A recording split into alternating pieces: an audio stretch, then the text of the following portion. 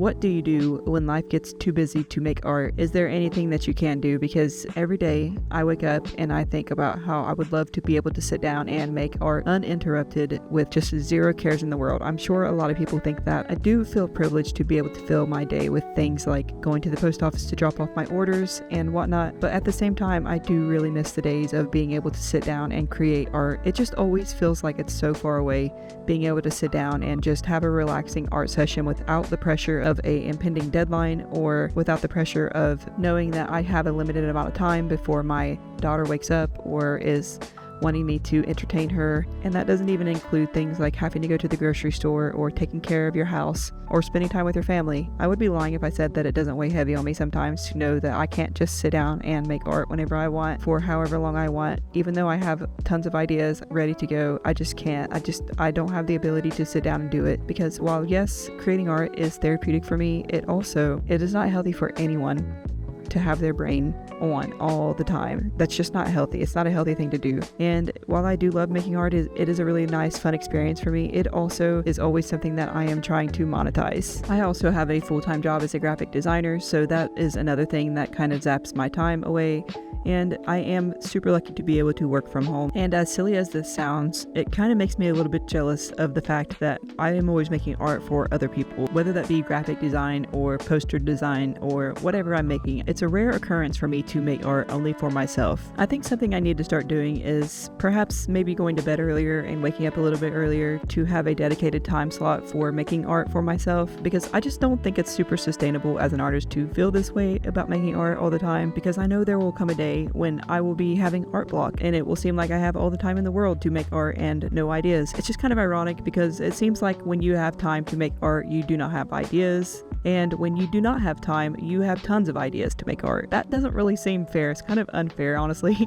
On a more positive note, me and my family love going to the antique stores. There are so many good things here. And honestly, for me as an artist, I love going to the antique store because I see so many inspiring things that make me want to make art. It gives me so many ideas. There's also so many different things that I would love to buy to paint on, like wooden boxes and stuff, because I think that would be so cute to have a little custom hand-painted box to store whatever little knickknacks you want in it, but I could paint whatever I wanted on it. But unfortunately, the one box that I really wanted was $20, which was definitely out of my budget for buying a little random wooden box that I don't even know if it would turn out well or not, so I passed up on that one. I may have to go back another day and pick it up because it is so cute and so sturdy, and I think it would make a great little box to store stuff in. And we went to a few different antique stores. They're all really good, but I just gotta say that you're walking into a great antique store when you feel like the building is going to collapse in on itself. My boyfriend won't even come in this building with me because he feels like the building is going to collapse. So when you get that feeling, it's definitely going to be a good antique store. Okay, not really. I'm just joking, but I mean, there is a lot of good stuff in this specific antique store. This is the only one that has art supplies in it. This is like the only place in my town where you can go buy halfway decent art supplies. I'm always coming here and buying brushes because I do go through those miniature detail brushes pretty quickly, because that's just the nature of those little small brushes. They get worn out pretty quickly and lose their shape and become less precise over time. It is really nice to have a little art supply store tucked into this antique store where I can go get those brushes, because I do love these Princeton brushes. They're really nice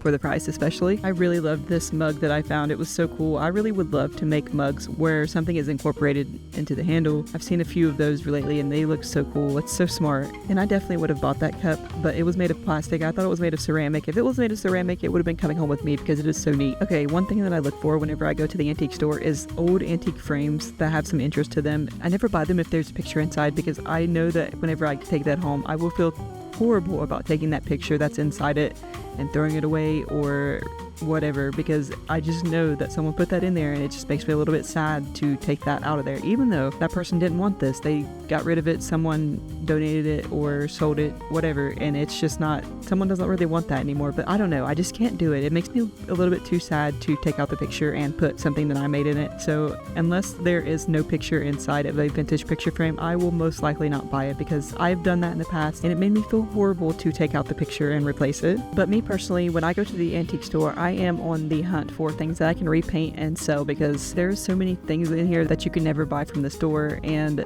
so many unique things. And after I leave the antique stores, I feel so inspired to go home and create art. I'm itching to go home and just sit down and create art after seeing all of these unique things. It just really fulfills my senses and makes me inspired to create.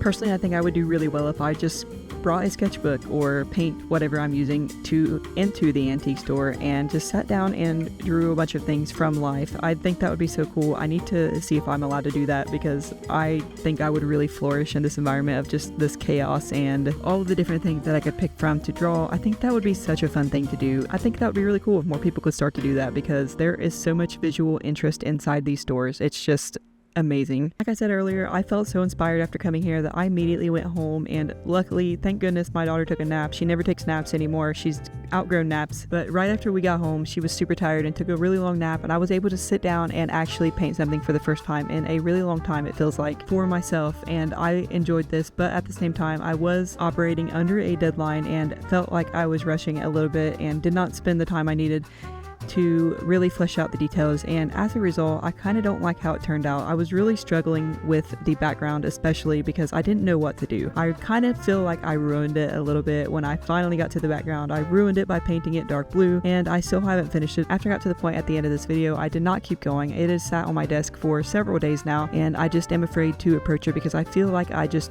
utterly ruined it by painting the background dark blue.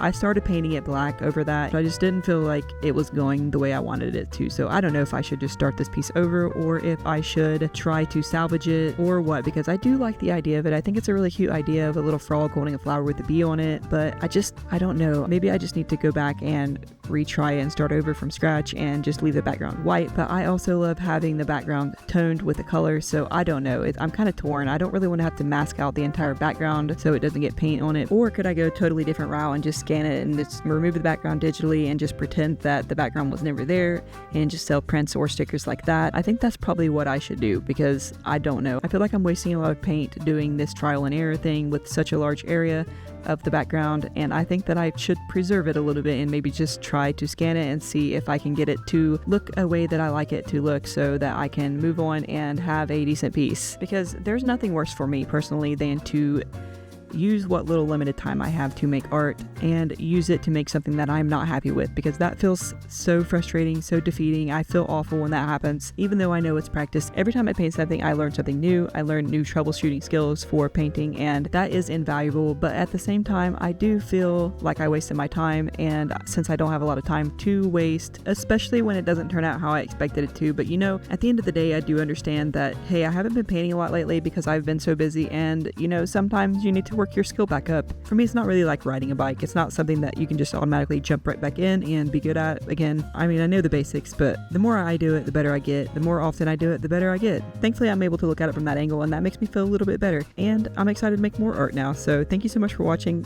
Come join me in the next one. Bye.